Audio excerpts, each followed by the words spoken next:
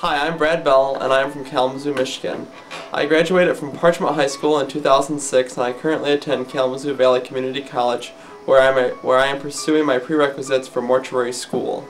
The reason why I chose to go into mortuary science was in the 10th grade, a teacher that taught at our school died, and I went to the funeral, and I just kind of got interested in the career, and I started researching it, and then it just came as a calling, and decided that that was what I wanted to do with my life.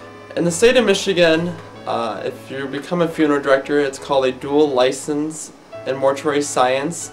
You are a funeral director as well as an embalmer, and the funeral directing side of it is meeting with families and arranging the funeral, doing all the legal paperwork and documents, working the service and the visitations, going to the cemetery. And the embalming part of it, of course, involves embalming the body, which is the procedure that preserves the body and adds color to it. You casket the body, dress the body, and cosmetize the body. The educational requirements for mortuary and science span over 4 years. You have to have 60 credit hours or 2 years of community college or university, wherever you choose to go.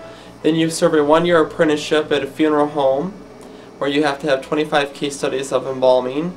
And then you go to a mortuary school that's usually 1 year long, and that gives you an associate's degree in applied science.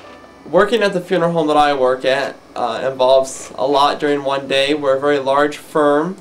You come in the morning, and there's always a service board up, and if you're working a service that day, your name's on the board. It tells you what service you're working, and if so, it tells you what you're doing at the service.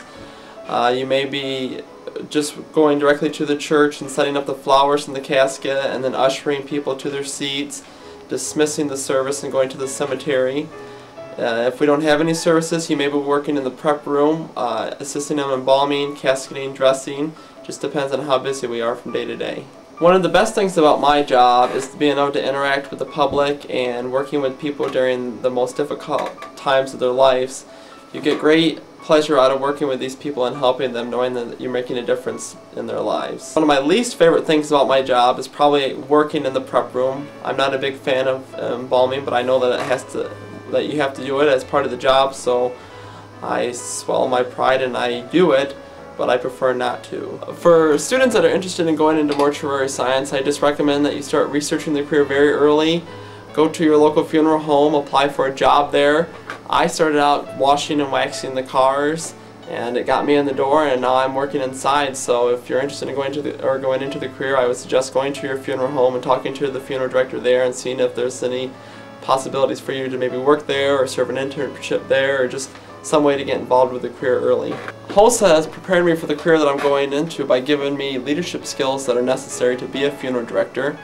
As a funeral director, you're leading the families through difficult times and helping them make decisions, and so with leadership skills that I've gained through HOSA, I feel that it prepares me better for my job in the future.